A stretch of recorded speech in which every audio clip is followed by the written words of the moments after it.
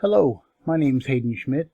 I'm a technology integration specialist with Alvin Independent School District. And in part 2, we are taking a look at the Nearpod website and some of the features that we are going to be able to take advantage of as subscribers to Nearpod.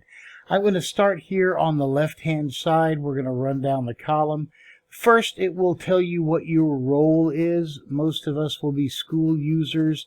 I happen to be a school admin so that I can add new users to the subscription when I need to. This is where you would enter a code. If someone had sent you a code to join a lesson, Nearpod will pull login information from a Google login. So it doesn't require students to log into Nearpod.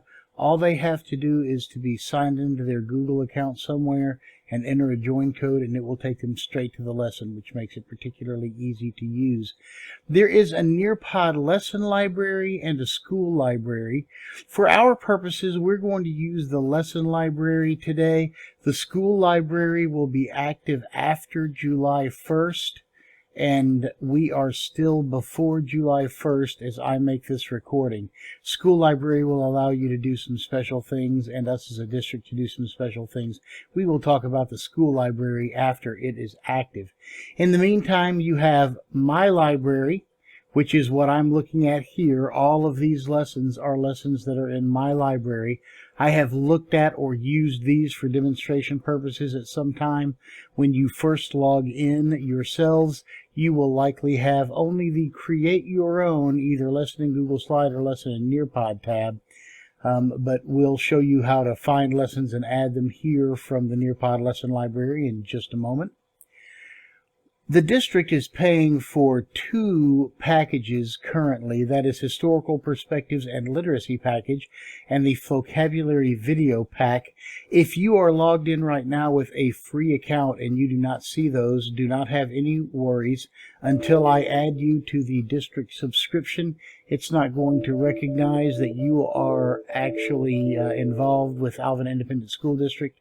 And it's not going to give you access to those packs until I've had a little bit of time to pull your name off of the form that we are filling out as the very part 1 assignment, and giving me time to add that in.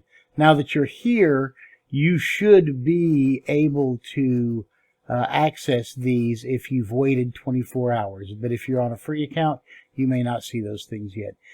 This is where you will come to look at data after you've gotten data back from students. We'll look at some reports data a little later on in this section. And then there are teacher resources here. The teacher resources here are extensive on-demand webinars, instructional videos, frequently asked questions, far more than I can possibly cover in the brief time that I'm going to keep your attention for this particular video. But you can come back here and look at topics as you need help in Nearpod, or you can, of course, feel free to reach out to Kyle or I, and we will be glad to help you out and get you the information that you need or point you in the right direction if you have questions as you become a more advanced Nearpod user. I'm going to close the Teacher Resources tab so that we can once again reveal the basic Nearpod lessons tab. And I want to show some additional information.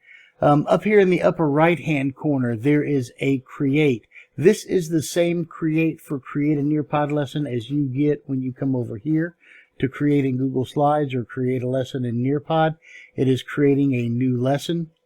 The Quick Launch button is going to give you an option to pull a very quick launch and give students a very quick access join code for one of these kind of questions.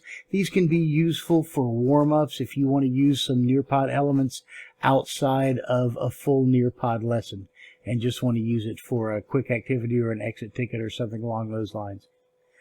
The last thing we want to look at here under base information for the page is by clicking on your picture once you're logged into Nearpod.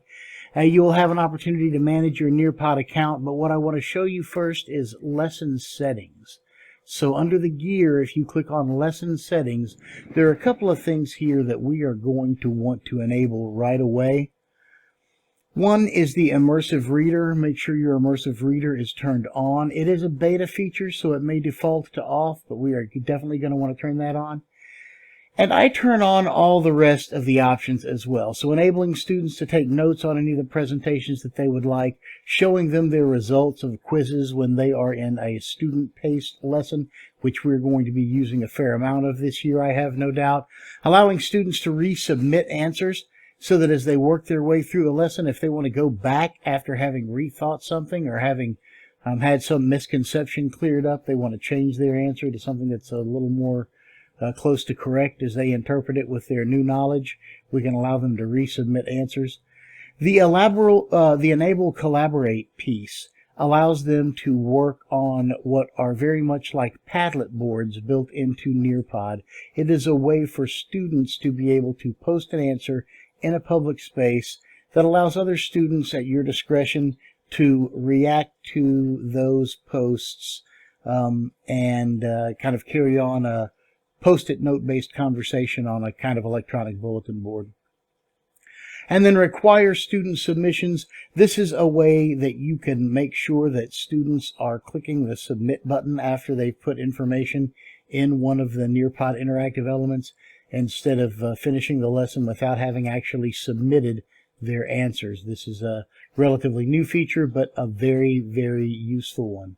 And I suggest that you turn all of those things on so that you can take maximum advantage of the optional features in Nearpod.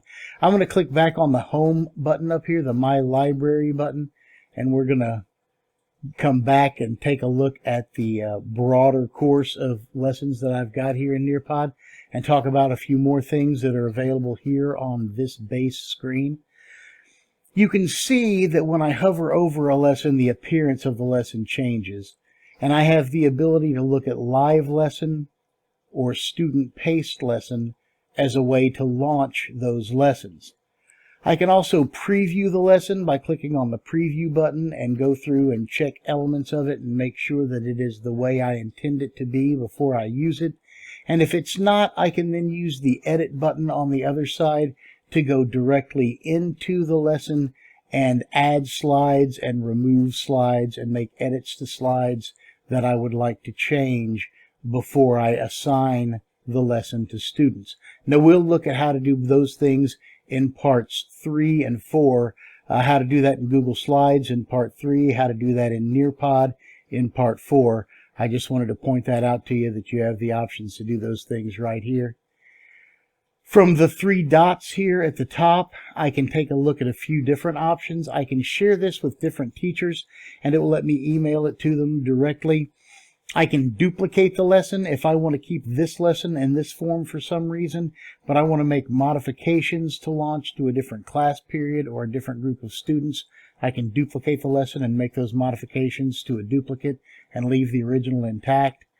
I can add this to my school library. Again, these features will be active, the school library, after our full subscription is active, and I can give an additional session or put an additional video together at the time that school library becomes active that'll cover how to use the school library. But that's add to school library or add to a folder. I can create folders and organize multiple lessons into folders that will also appear on this page. I'm not showing any folders right now, but that is another way that it's possible for teachers to organize the appearance of this page so that instead of just looking at lessons, they can sort things by topic. Reports is where I'm going to go to look at data for this lesson to see who has completed it as far as students, what their participation was. I can look at specific answers for students. I can allow students to even record responses in their own voice that will be stored here in report data. The data repository features of Nearpod, its ability to collect student work and save that for you to look at, is truly awesome. You can also delete lessons from the 3 dots if you're completed your work with them and you're done analyzing the data and you don't want to see that lesson anymore. If you're the kind of person that has to keep things organized and clean, you can delete lessons after you're done using them. The next thing we're going to look at is where to go to get some of these lessons so that they can be assigned and you can have some data to look at after students have completed work for you. We're going to look at the Nearpod lesson library at this time. I'm going to click on the Nearpod lesson library, and I want to show you just how easy it can be to use this library to find topics that you're interested in. So I can look by subject, I can look by grade or resource type, but most powerfully, I can go and choose Texas, and then I can select a subject, and I can select a grade, and I can actually look at strands. So if I'm looking at using models to represent aspects of the natural world, here is Build an Atom or Building an Atom lesson. I can take a look at these lessons. This is what you're always going to want to do first by previewing them. So by clicking Preview Lesson like that, I can come over here. I can take a look at what it's got. So this is a PhET interactive simulation, so I know there's going to be a PhET lab activity in here at some point. I'm going to go on and click through the preview. This lesson was designed using, just gives you a little bit of background information. This is information that you may want to clip out of the slideshow before you give it to students. Part of the reason why they make these so easily editable, because there may be information in here that's interesting to you but will not be interesting to a student. We're going to go on as we look through the preview. What's the essential question? What determines an atom's identity? We look at the learning objective. We take a look at what today's lesson is going to be. We're going on a field trip to Italy to experience a coral reef, and then we're going to, right? So here's our VR activity. Let's get started. Oh, I'm sorry. I overdid the VR activity. Here's the VR activity. Let's get started. Next, students will have an open-ended question. The question, in your own words, describe in as much detail as possible what air is made of, right? And here students have the ability to write in an answer. In items that you create yourself, you will have the ability to activate an immersive reader that will allow students to have the question read to them. You may also activate a mode that will allow students to respond in their own voice when they're answering these. So instead of having to type an answer, they can record an audio clip of themselves answering the question, which some students may prefer to do. Here's a quiz. 2 questions on the quiz is what's going to come up next as we look at the preview. Question 1, question 2. Get ready to experience a coral reef. Let's see if this piece is going to... Here we go. This one seems to be working a little better for us. So they can look around the coral reef on their device. If they're doing it on a phone, Nearpod is equally accessible on any device, whether it's a PC, a phone, or any other kind of tablet. There are apps that are optimized for use with the Nearpod website, but it'll work just fine accessing it through a browser. When students are done looking around the reef, they'll be able to go on. They get another open-ended question. You see how the preview works. You're able to kind of take a look more or less as a student and see what that lesson is going to look like and whether or not you want to assign this as part of your coursework. I don't know what my pop-up box is going crazy about, but it's gone now. The protons, neutrons, and electrons you can add to the model.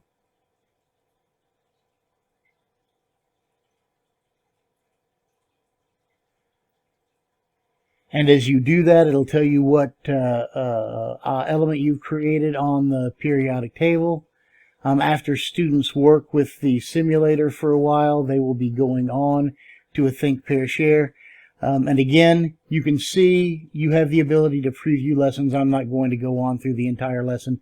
There's a lot of interactive elements in this one. If you like this one after reviewing it and you decide that you want to use the slideshow to deliver lesson to your students, all you have to do is click the Add to My Library button.